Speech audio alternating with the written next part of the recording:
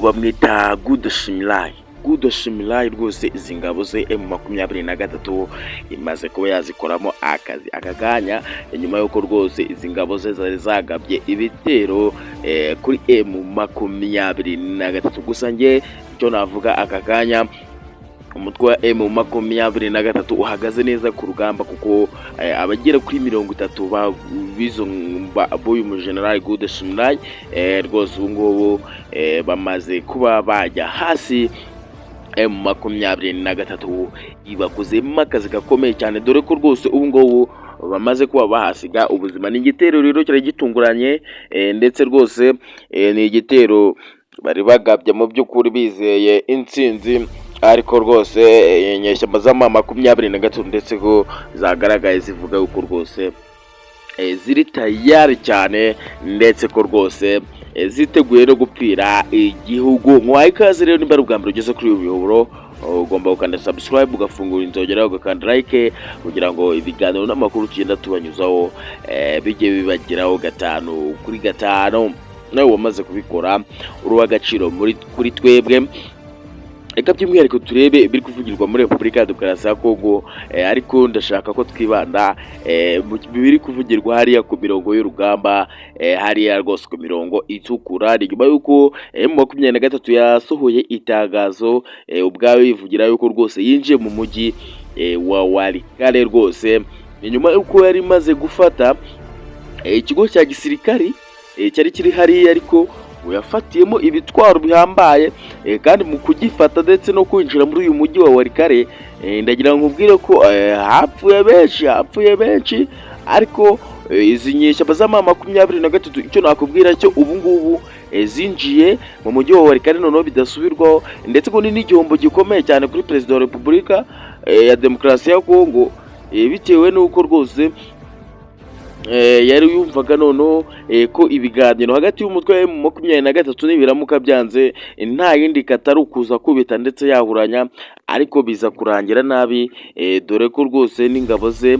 kuri uwo munsi zagaragaye zirukanka bikomeye cyane zigatererana abandi bari kumwe ku rugamba. Ibyo rero bigahereza icyizere umutwe wa M23 ko noneho ubungubu ushobora no kugenda ugafata igihugu cyose bitewe nuko Antoine Felix Tshisekedi yakoresheje amayeri agiye atandukanye kugira ngo arebe ko yarwanya uyu mutwe wa M23 ariko bikomeza kugenda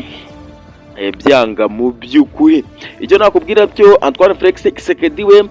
akomeje kugenda atakambira Donald Trump igihugu cya mbere ku isi cy'igihanganje kugira ngo arebe ko basi cyamufata ukuboko cyangwa se cyagira icyo cyumufasha by'umwihariko nawe akagihereza ku butunzi bw'iki gihugu cya Repubulika ya Demokarasi ya Kongo. Ndagira ngo ubwire ko uyu mutwe wa M23 n'agace ubwaho kano gace M23 ifashe na gace karanzweho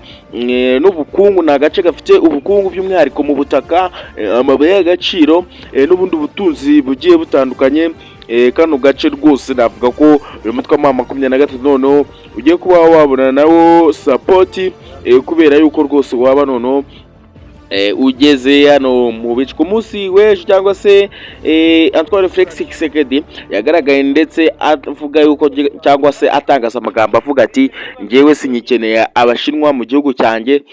dore ko rwose baba bari kurebera cyangwa se dore ko baba bari kwireberera inyungu zabo gusa ariko igihugu cya Repubulika ya Demokarasi ya Kongo kandi kiri mu makuba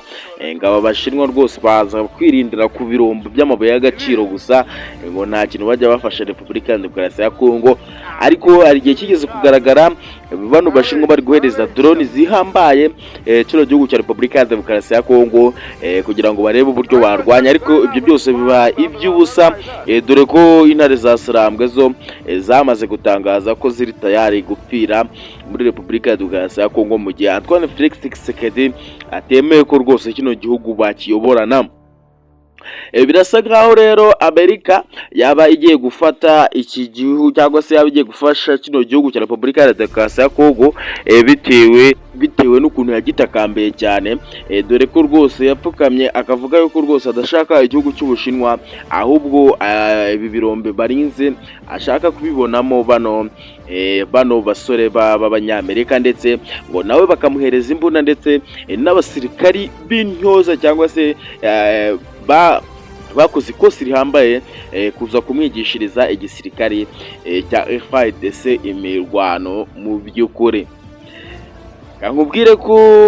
igihugu cy'u Rwanda cyamaze kugira ibyo kibwira bano banyarwanda batuye mu gihugu cy'Ububirigi. Ndagira ngo murabizi ko igihugu cy'Ububirigi cyagize cyangwa se umubano hagati y'Ububirigi n'u Rwanda uri kugenda usa nkaho ucendera, dore ko igihugu cy'u Rwanda cyavuze yuko rwose abanyarwanda bari mu gihugu cy'Ububirigi bagomba gushaka uburyo basohoka muri kino gihugu ndetse bakareba ahandi hantu baba bagiye, dore ko rwose u Rwanda n'Ububirigi ibyarwo bikomeje kuba byagorana bitewe n'amagambo mabi Ububirigi bwavuze kuri iki gihugu cy'u Rwanda. N'ukuri atari meza, atarigeze ashimisha abanyarwanda habe na gatoya. Ndetse ndagira nkubwire yuko rwose ibiri kubera muri Repubulika ya Demokarasi ya Kongo bikomeje kugorana. Wowe icyo usabwa ni ugukanda subscribe ugafungura inzogera kugira ngo video ijye kugeraho uri uwa mbere. Gusa icyo navuga cyo cyangwa se icyo narenzaho, mu by'ukuri ibiri kubera muri Repubulika ya Demokarasi ya Kongo ni agahomamunwa, ndetse navuga ko ari nabwo intambara igiye kuba yatangira mu kino gihugu cya Repubulika Iharanira Demokarasi ya Kongo. Ntabwo byoroshye mu by'ukuri.